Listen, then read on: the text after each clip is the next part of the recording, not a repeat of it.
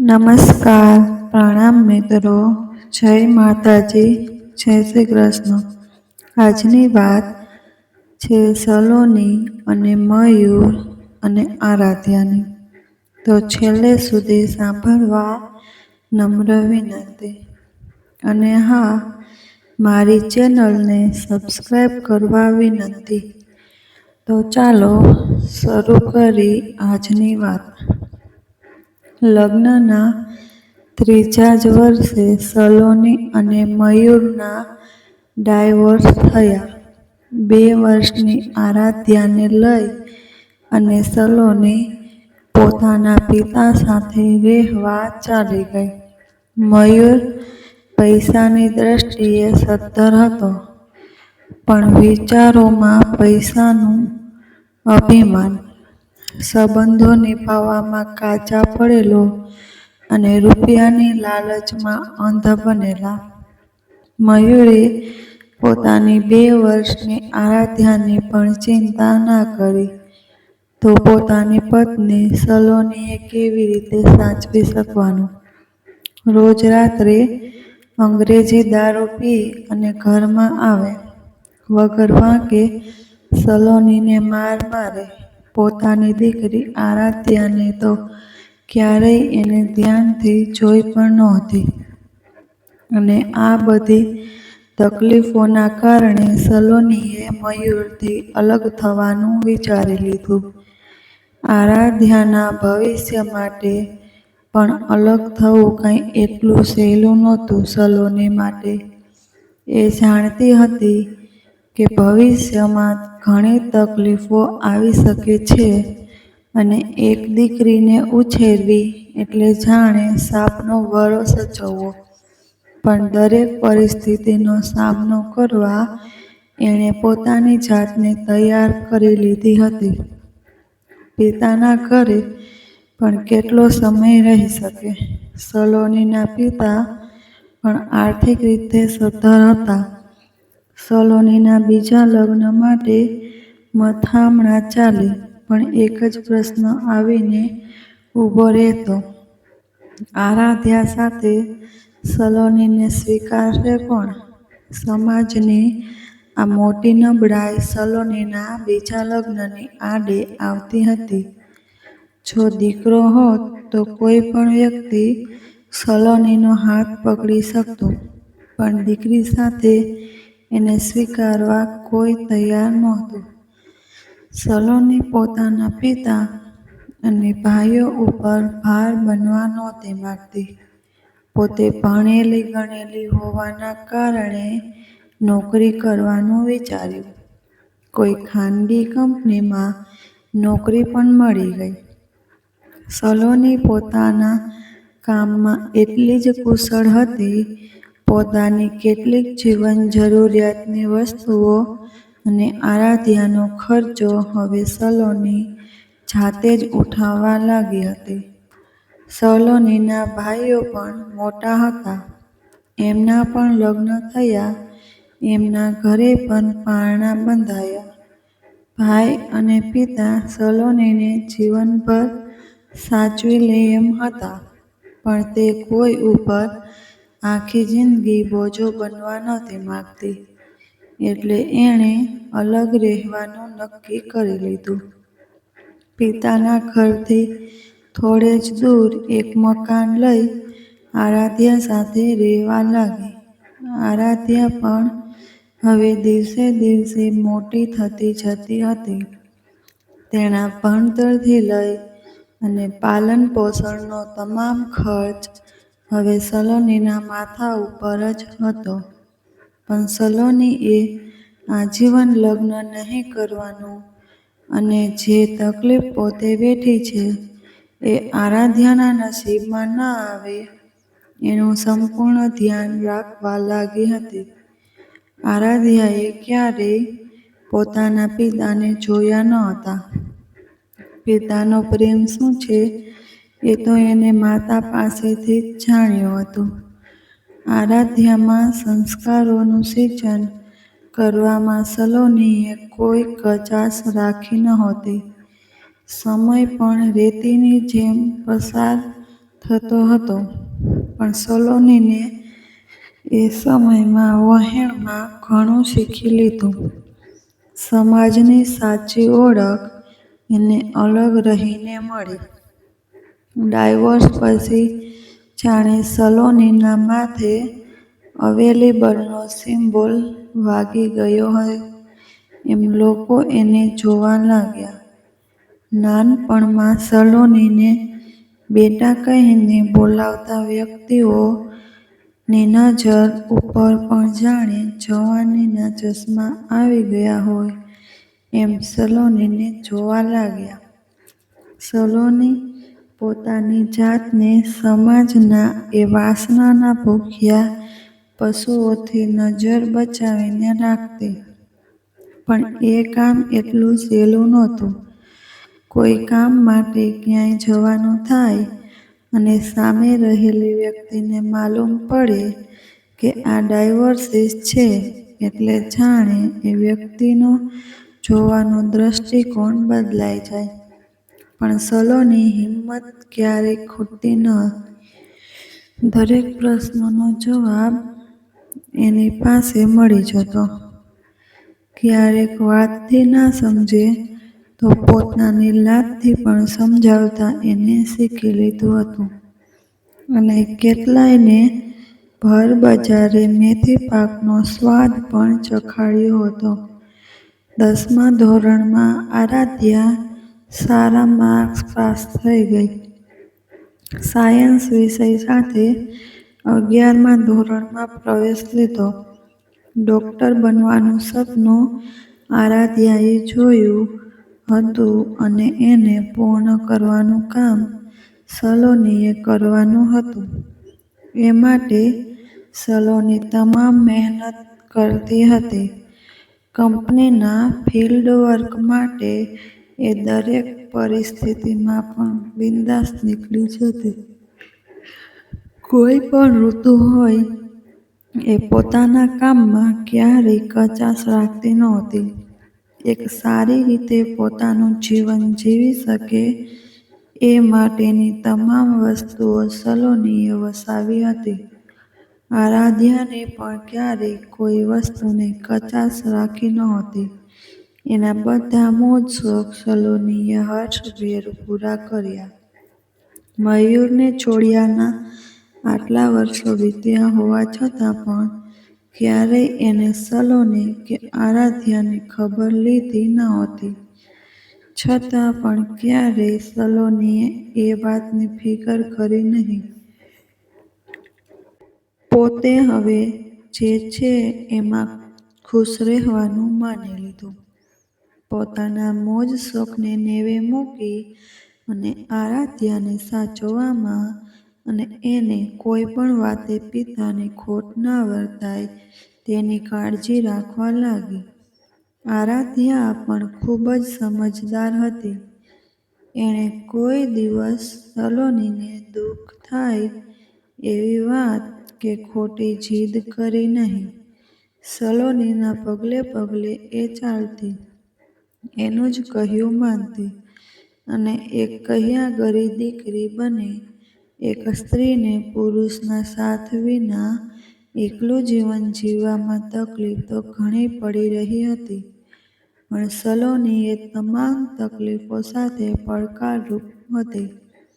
ક્યારેય છાના ખૂણે રડી પણ લેતી.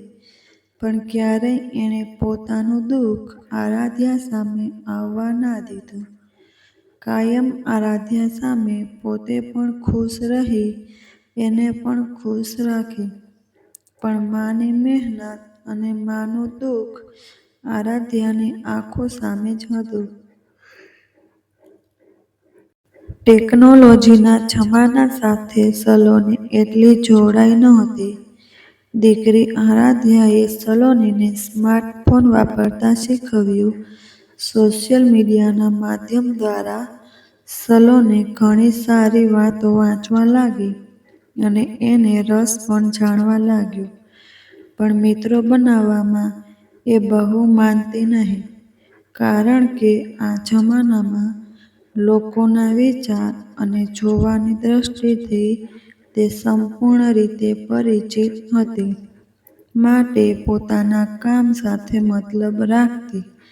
અસલ જીવનમાં પણ અલગ રહેવા છતાં પોતાના પરિવારને શરમથી માથું નીચું કરવું પડે એવું કોઈ કામ કર્યું નહીં અને સદાય પરિસ્થિતિઓનો સામનો કર્યો. ક્યારેય પોતાની જાતને સમાજની નજરોમાં એક સ્ત્રી હોવા છતાં લાચાર સમજી નહીં.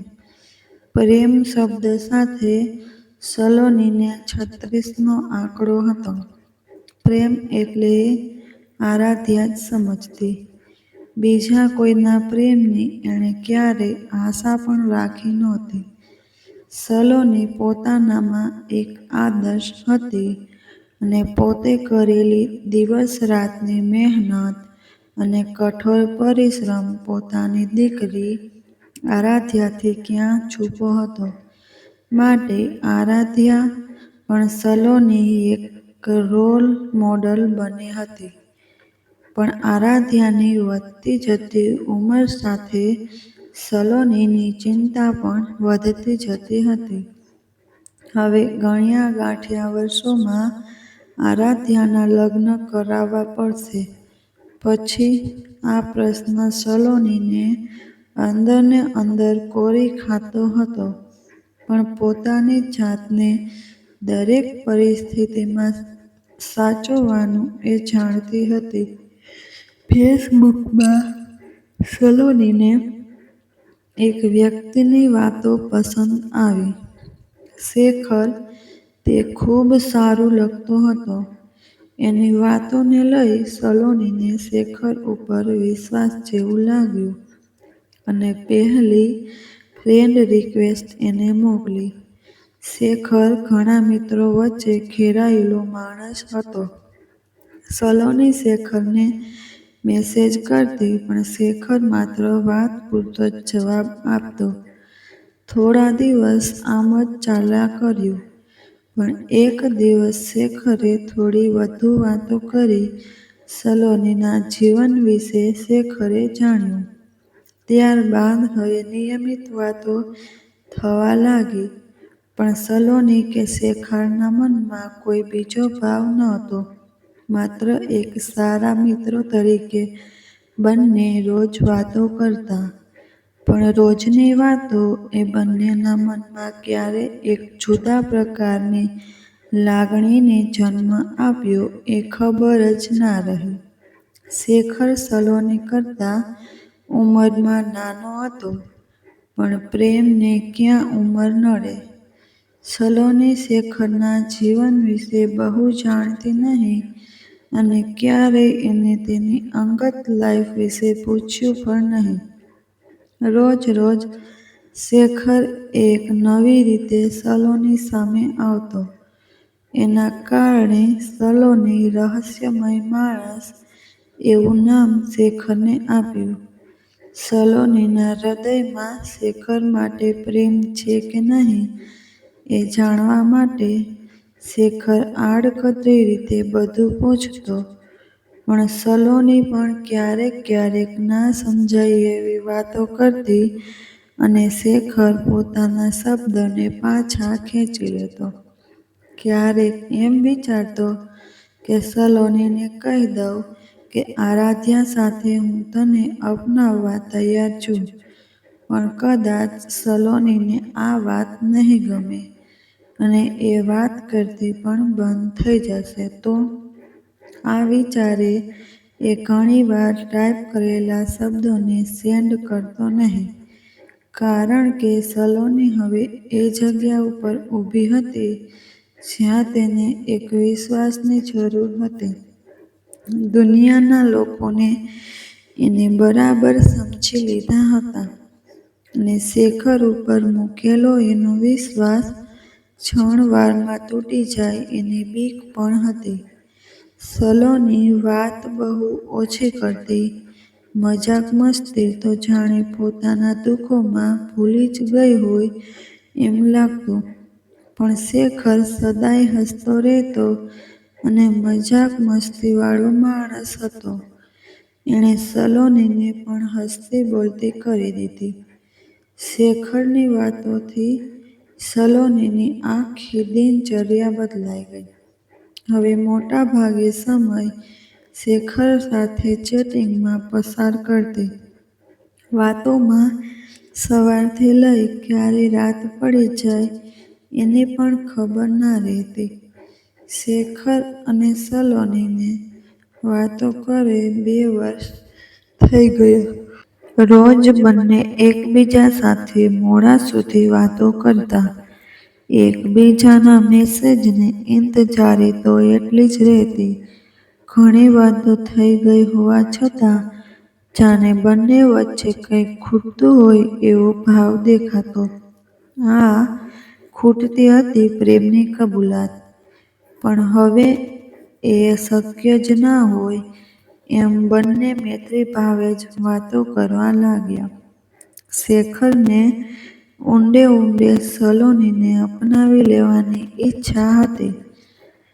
પણ કંઈક એવું હતું બંને વચ્ચે જે બંનેને પ્રેમની કબૂલાત કરતા રોકતું હતું. અને શેખરે છેલ્લી વાર સલોનીને આજીવન આ રીતે જ રહેવા વિશે પૂછ્યું. સલોનીએ પણ જ્યાં સુધી આરાધ્યા છે ત્યાં સુધી તો એ લગ્ન નહીં કરે અને ત્યારબાદ પોતાનું જીવન વૃદ્ધાશ્રમમાં વિતાવશે એમ જણાવ્યું. શેખરને પણ પોતાનું જીવન આગળ વધારવાનું હતું. માટે એણે એક બીજી છોકરી સાથે લગ્ન કરી લીધા અને પોતાની લાઈફમાં સેટ થવા લાગ્યો. સલોનીએ પણ હવે શેખર સાથેની વાતચીત ઓછી કરી લીધી. પણ શેખરની ખોટ સલોનીને સાલવા લાગી. ફરી પાછી એ જ દુનિયામાં જાણે પહોંચી ગઈ, જ્યાં નિરાશાના વાદળો ઘેરાયેલા હતા. પણ શેખરના આવવાના કારણે એ એક નવી દુનિયામાં આવી હતી. ખરા અર્થમાં એને જીવન જેવું લાગવા લાગ્યું. પણ શેખરના લગ્ન બાદ જાણે એ તૂટી ગઈ.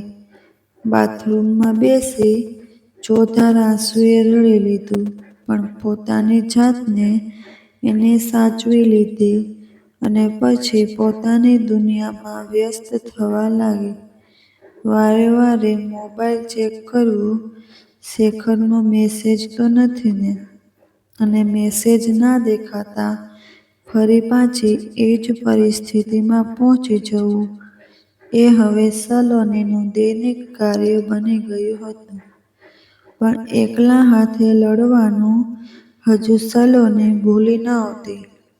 બહારની દુનિયા કરતાં એના માટે આરાધ્યા વધુ મહત્વની હતી. અને એના લીધે એને બધું જ ભૂલવાની તાકાત રાખવી પડે. પોતાની ઈચ્છાઓ, લાગણીઓ, પ્રેમ, આવેગો બધું જ દિલના કોઈ ખૂણામાં પોટલું વાળીને નાખી દીધું. આરાધ્યાએ પણ ભણવામાં ખૂબ મન લગાવી MBBSમાં એડમિશન મેળવી લીધું. થોડા જ સમયમાં એનું પણ ડૉક્ટર બનવાનું સપનું પૂરું થઈ જશે. સલોનીની મહેનત રંગ લાવશે. પોતે ભલે કંઈ ના હાંસલ કર્યું પણ પોતાની દીકરીના સપના એણે જરૂર પૂરા કર્યા. સમય ધીમે ધીમે પસાર થવા લાગ્યો. આરાધ્યાનું MBBSનું છેલ્લું વર્ષ આવી ગયું. આવતા વર્ષે એ ડૉક્ટર બનીને બહાર આવશે.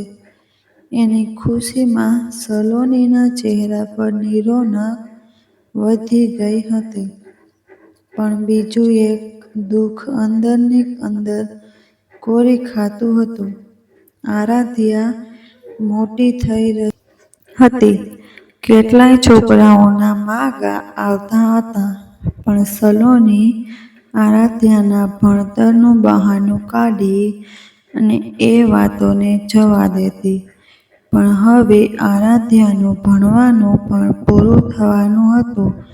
એટલે કોઈ સારું ઘર જોઈ એના હાથ પીળા કરવા પડે એમ જ હતું. ત્યારબાદ સલોને એકલી પડી જવાની હતી. આરાધ્યાની વિદાય બાદ સલોને પોતાની જાતને કેવી રીતે સાચવશે એ ચિંતા કોરી ખાતી હતી. અત્યાર સુધી આરાધ્યા જીવવાનું કારણ બની હતી, પણ હવે કોના માટે જીવશે એ પ્રશ્ન સલોને માટે એક ચિંતાનો વિષય હતો. બીજી તરફ શેખરનું પણ લગ્ન જીવન સુખી નહોતું. બંને વચ્ચે અવારનવાર નાની નાની બાબતો એ ખટપટ ચાલ્યા કરતી હતી. શેખરની પત્ની પૂર્વીને કોઈ વાતે સંતોષ હતો નહીં.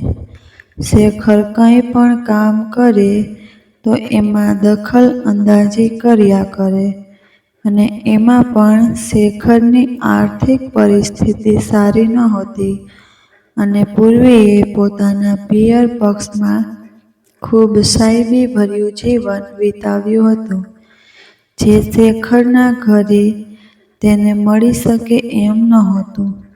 એના કારણે પૂર્વીને શેખર પ્રત્યે માન નહોતું. છતાં શેખર ચલાવી લેવાની ભાનવાળો વ્યક્તિ હતો. પૂર્વીની કેટલીક બાબતોને એ નજર અંદાજ કરી દેતો, પણ કેટલો સમય? લગ્નના 5 વર્ષ વીત્યા હોવા છતાં શેખરને કોઈ સંતાન નહોતું. એ પ્રેમનો જ અભાવ હતો. શેખરના સાસરીવાળા પણ ધનિક હોવાથી વારંવાર શેખરને સંભળાવી જતા, પણ શેખર મૂંગામોયે બધું સહન કરી લેતો.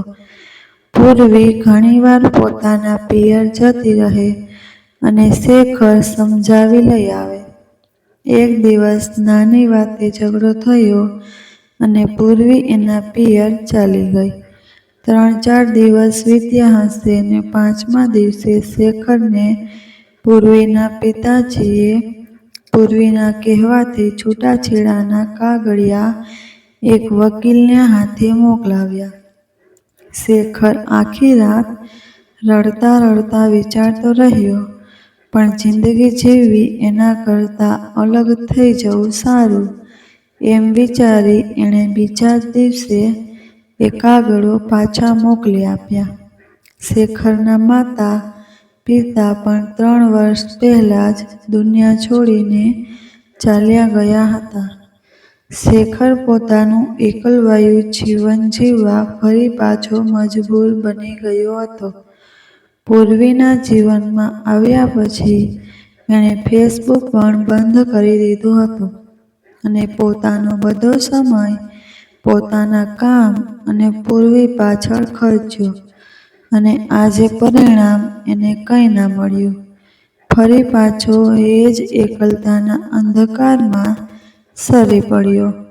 એ રાત્રે એણે સલોનીને ખૂબ યાદ કરી અને વિચાર્યું કે સલોનીએ જો હા કહી હોત લગ્ન માટે તો આજે આ દિવસ ના આવતો. પણ સમય વીતી ગયા પછી ક્યાં કોઈનું ચાલે છે એમ સમજી પોતાની જાતને સાચવી લીધી અને નક્કી કરી લીધું કે હવે લગ્ન નથી કરવા, પોતાનું જીવન એકલા જ જીવી લેવું. આરાધ્યા MBBS પૂર્ણ થયું અને ડૉક્ટર બની બહાર આવતાની સાથે એક મોટી હોસ્પિટલમાં એને જોબ પણ મળી ગઈ. સલોનીએ જે સપનું આરાધ્યા માટે જોયું હતું એ આજે પૂર્ણ થઈ ગયું. આરાધ્યા જે હોસ્પિટલમાં જોબ કરતી એના મુખ્ય ડૉક્ટર મુખર્જીને આરાધ્યાના સંસ્કાર અને દેખાવના કારણે પસંદ આવી ગઈ, અને અમેરિકામાં વસતા એના ડૉક્ટર દીકરા કાર્તિક માટે એની પસંદગી કરી લીધી. એક દિવસ સલોનીના ઘરે ડૉક્ટર મુખર્જી અને એની પત્ની પહોંચી ગયા. આરાધ્યા હોસ્પિટલમાં જ હતી.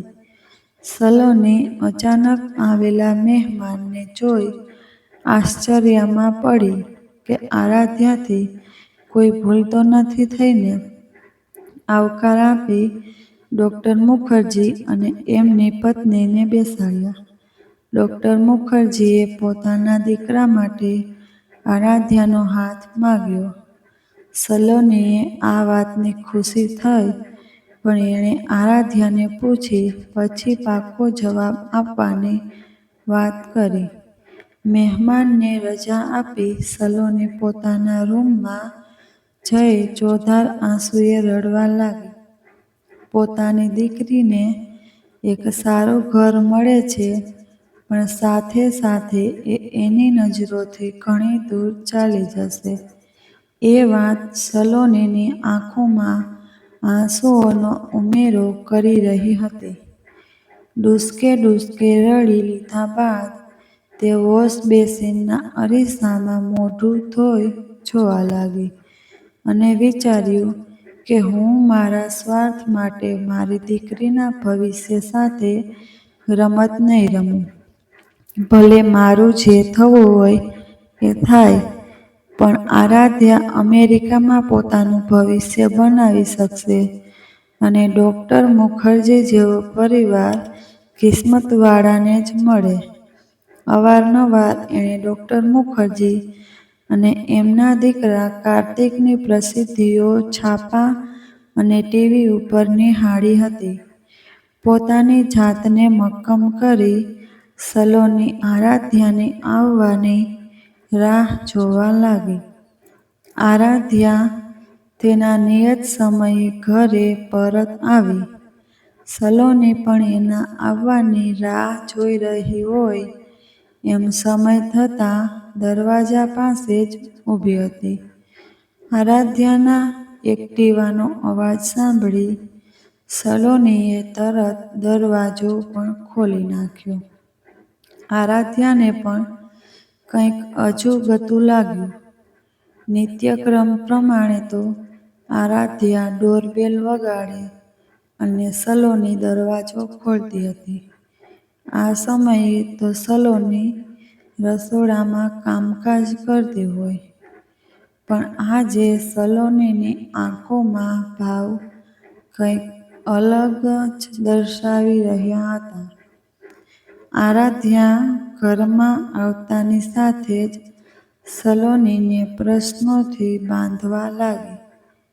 આરાધ્યા: કેમ મમ્મી આજે મારા આવવાની રાહ જોઈને ઊભી હતી? બધું બરાબર તો છે ને? સલોની કહે, વાત છુપાવતી હોય એ પ્રકારે. ના બેટા, એવું કંઈ નથી. આ તો આજે મેં બહાર જમવા જવાનું વિચાર્યું. કંઈ કામ નહોતું એટલે ત્યાં જ ઊભી હતી અને તારા એક્ટિવાનો અવાજ સાંભળ્યો. આરાધ્યા: કંઈક તો છુપાવે છે. આરાધ્યાએ હાથ પકડી અને સલોનીને સોફા ઉપર બેસાડી અને પૂછવા લાગી. આરાધ્યા: બોલ મમ્મી, શું વાત છે? સલોની: વાત કંઈ ખાસ નથી, પણ એમ કહી સલોની રોકાઈ જાય છે. આરાધ્યા: હવે કહી દે ને, શું થયું? મને ચિંતા થાય છે. સલોની: આજે તારા સર ડૉક્ટર મુખર્જી અને એમના પત્ની આપણા ઘરે આવ્યા હતા. આરાધ્યા એક આશ્ચર્ય સાથે: હે? શું વાત કરે છે? મુખર્જી સર અને એમના પત્ની બંને આપણા ઘરે આવ્યા હતા? મમ્મી, તને ખબર છે, સર ખૂબ જ સારા છે. એ મને એમની દીકરીની જેમ સાચવે છે અને એમના પત્નીનો સ્વભાવ પણ ખૂબ જ સારો છે. એ જ્યારે હોસ્પિટલ આવે ત્યારે મારા માથે હાથ ફેરવી અને કહે, બેટા, બેટા કહે. પણ એ આપણા ઘરે શું કામ આવ્યા? સલોની મન મક્કમ કરી: એમના દીકરા કાર્તિક માટે તારો હાથ માંગવા. આરાધ્યા સલોનીનો હાથ પોતાના હાથમાં પકડતા. તો તે શું કહ્યું? સલોની: મેં એમને કહ્યું છે કે આરાધ્યાને પૂછી અને જવાબ આપીશ. આરાધ્યા: મમ્મી, તું એમને ના પાડી દેજે. મારે લગ્ન નથી કરવા. હું તને છોડીને ક્યાંય જવા નથી માંગતી. આટલું બોલતા આરાધ્યાની આંખોમાં આંસુ છલકાઈ આવ્યા અને સલોનીના ખોળામાં માથું ઢાળી દીધું. સલોનીની આંખમાં પણ આંસુ આવી ગયા, પણ પોતાના આંસુ જાતે જ લૂછી પોતાની જાતને સાચવી અને આરાધ્યાને બેઠી કરતા કહ્યું: સલોની, જો બેટા, આજે નહીં તો કાલે તારે લગ્ન તો કરવા જ પડશે અને ડૉક્ટર મુખર્જી જેવો પરિવાર આપણને બીજો નહીં મળી શકે. તું પણ હમણાં એમના વખાણ કરતી હતી અને જે રીતે મેં મારું જીવન વિતાવ્યું એમ તારી આંખો સામે છે. જે દુઃખ મેં ભોગવ્યું છે એ હું તારા નસીબમાં ના લખી શકું અને હું જીવવાની પણ હવે કેટલું. માટે દીકરા, કાર્તિક સાથે લગ્ન કરી તું તારી લાઈફ સેટ કર. હું તો એમ પણ એકલી જીવી લઈશ અને તને સુખી જોવાનું સપનું મેં જોયું છે. તું લગ્ન કરી સાસરે જઈશ અને તને ત્યાં જે ખુશી મળશે એ જોઈ હું કેટલી ખુશ થઈશ એ પણ તું વિચાર. આરાધ્યા સલોનીના ખભે માથું ઢાળી: પણ મમ્મી, હું તને એકલી મૂકીને કેવી રીતે જઈ શકું? અને કાર્તિકને હું હજુ ઓળખતી પણ નથી. સલોની, તું મારી ચિંતા ના કર. જો કાર્તિક આવતા અઠવાડિયે ઇન્ડિયા આવે છે. તું એને મળી લે. તને ગમે તો જ આપણે હા કહીશું. એ અહીંયા 2 મહિના રહેવાનો છે. જો તને ગમશે તો આ 2 મહિનામાં લગ્ન પણ કરાવી દઈશું. આરાધ્યા: આટલું જલ્દી? સલોની: જલ્દી ક્યાં બેટા? જો તું ડૉક્ટર મુખર્જી અને એમના પરિવારને તો બરાબર ઓળખે છે. રહી વાત કાર્તિકની, તો એને પણ તું ઓળખી જઈશ. આરાધ્યાએ હાથો પાડી, પણ સલોનીને એકલા મૂકવાની ઈચ્છા નહોતી. પણ સલોનીના આશ્વાસનથી તે રાજી થઈ. રાત્રે બંને હોટેલમાં જમવા ગયા. થોડા દિવસમાં કાર્તિક ઇન્ડિયા આવી ગયો.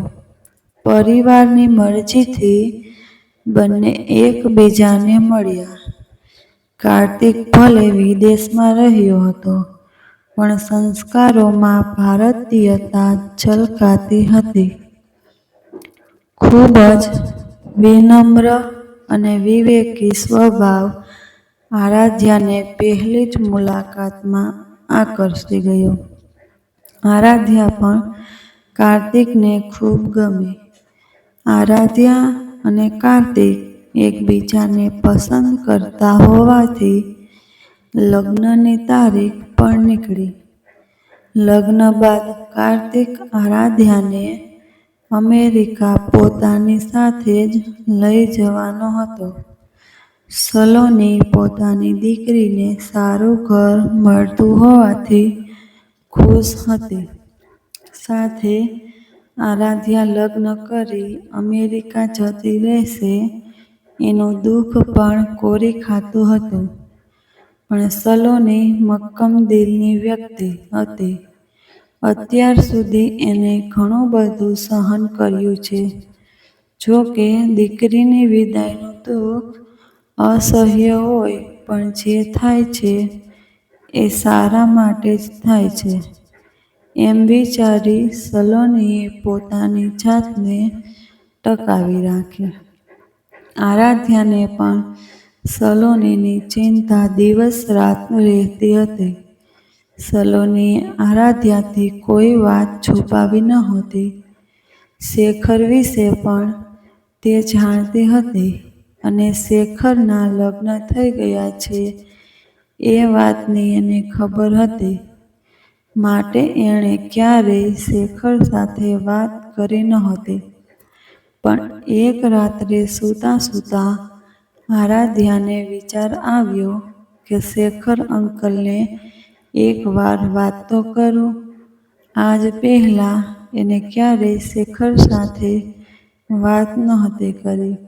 એકવાર એના જન્મદિવસની કોમેન્ટના રિપ્લાયમાં એનો આભાર વ્યક્ત કર્યો હતો.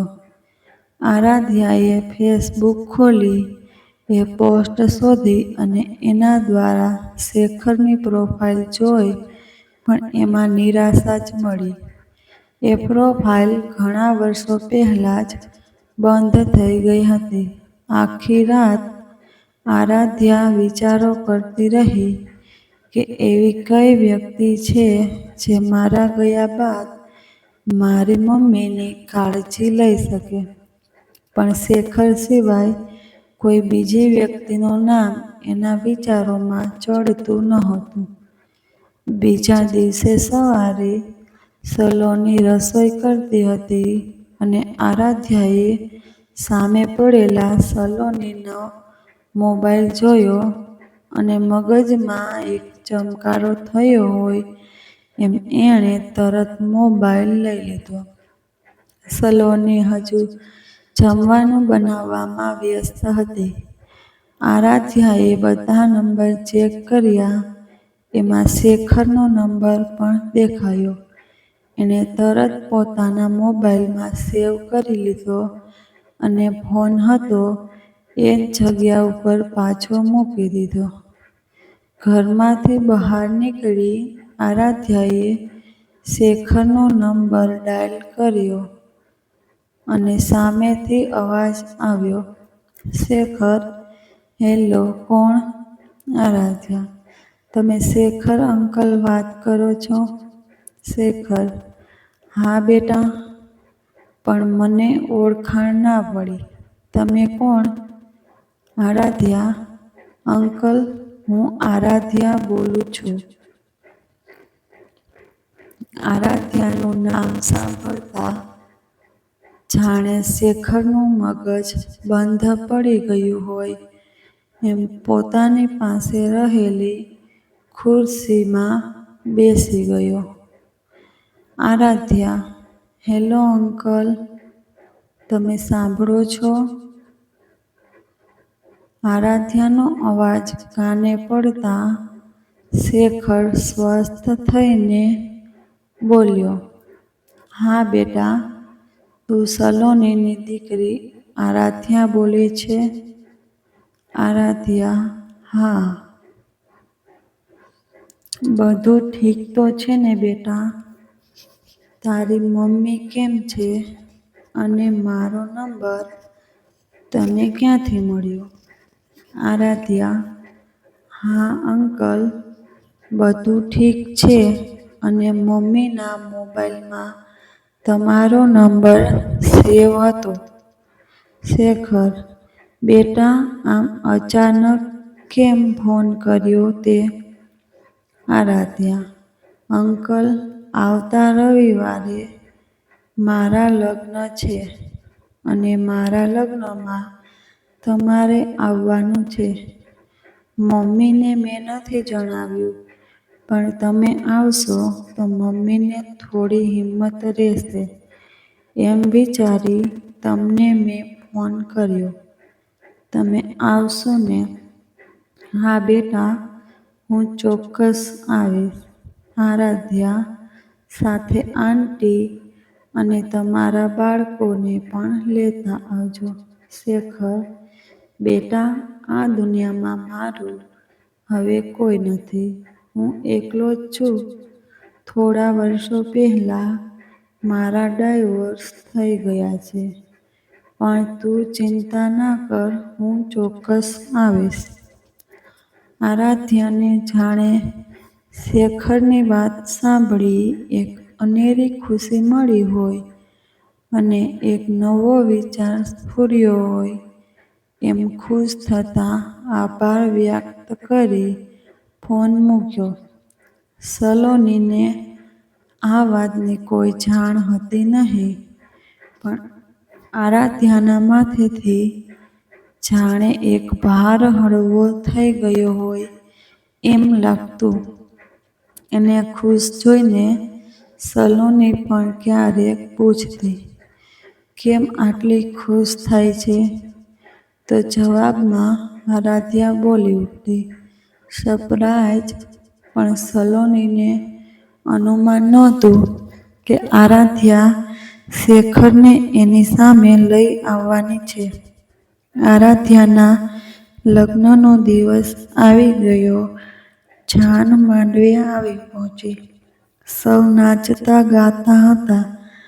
આરાધ્યાને કાર્તિક કરતાં પણ વધારે શેખરના આવવાની ઇંતેજારી હતી. શેખરનો કોઈ ફોન પણ નહોતો આવ્યો. લગ્નમાં આવેલા વ્યક્તિઓમાં આરાધ્યા શેખરને શોધી રહી હતી, પણ શેખર ક્યાંય દેખાતો ન હતો. આરાધ્યાને મંડપમાં લાવવાનો સમય થયો, પણ આરાધ્યા આમ તેમ કોઈને શોધી રહી હોય એમ લાગ્યું. સલોની ક્યારની આરાધ્યાને જોઈ રહી હતી. એને પણ લાગ્યું કે એ કોઈને શોધે છે અને પૂછી પણ લીધું કે બેટા, કોને શોધે છે? આરાધ્યાએ કંઈ જવાબ ન આપ્યો અને ડોલીમાં બેસી લગ્ન મંડપમાં ચાલી નીકળી. લગ્નનો બધી વિધિ નિર્ધારિત સમયમાં પૂર્ણ થઈ. શેખર ક્યાંય નજરે ચડ્યો નહીં. વિદાયનો સમય થવા આવ્યો. સલોનીની આંખોમાં મમતાનું પૂર ઉમટી આવ્યું. આરાધ્યા પણ સલોનીને ભેટી ખૂબ રડી અને મનોમન શેખરનું ના આવ્યાનું દુઃખ પણ ઠાલવવા લાગી. સલોની આ ક્ષણે પોતાની જાતને સાચવી ના શકી અને ચક્કર ખાઈ જમીન ઉપર જ પડવા જતી હતી ત્યાં પાછળથી આવેલા બે હાથે સલોનીને થામી લીધી. તરત સલોનીને રૂમમાં લઈ જવામાં આવી. આરાધ્યા અને કાર્તિક ડોક્ટર હતા, એને કારણે હોસ્પિટલ જવાની જરૂર ના રહી. પોતાના બેડરૂમમાં સલોનીએ આંખો ખોલી. કાર્તિક અને સલોની સાથે એક નવો ચહેરો પણ સલોનીની આંખો સામે ઊભો હતો. એ નવા ચહેરાને જોઈ સલોની એકદમ સચેત થઈ ગઈ અને આશ્ચર્ય સાથે બોલી ઉઠી, "શેખર, તમે અહીંયા?" આરાધ્યાએ તરત જવાબ આપ્યો, "હા મમ્મી, મેં જ એમને અહીંયા બોલાવ્યા છે." "આજ તો તારી સરપ્રાઈઝ હતી સલોની." પણ આરાધ્યાએ શેખર વિશેની બધી વાત સલોનીને કરી અને સલોનીનો હાથ શેખરના હાથમાં આપતા કહ્યું, "મમ્મી, તે આખું જીવન મારા માટે સમર્પિત કરી દીધું, પણ મેં તારા માટે કંઈ નહોતું કર્યું અને હું તને છોડી જતા પહેલા તારા જીવનને પણ એક નવો આધાર આપવા માંગતી હતી. શેખર અંકલ પણ એમની લાઈફમાં એકલા પડી ગયા છે. તમે બંને સાથે હવે પોતાનું જીવન વિતાવજો. અત્યાર સુધી તે મારા કારણે કોઈને પોતાના જીવનમાં ના આવવા દીધું, પણ હવે હું તારાથી દૂર જઈ રહી છું. તારું ધ્યાન હું કેવી રીતે રાખી શકું? માટે મેં શેખર અંકલને બોલાવી લીધા." સલોનીની આંખમાં આંસુની સાથે પોતાની દીકરીનું સમજણનું ગર્વ પણ હતું. કાર્તિક અને આરાધ્યા લગ્ન બાદ અમેરિકા ચાલ્યા ગયા અને આ તરફ શેખર અને સલોની પોતાના અધૂરા રહી ગયેલા સપનાઓને પૂરા કરવા માટે લાગી ગયા. બંને એકબીજાનો સહારો બની જીવનનૈયાને આગળ ધપાવવા લાગ્યા.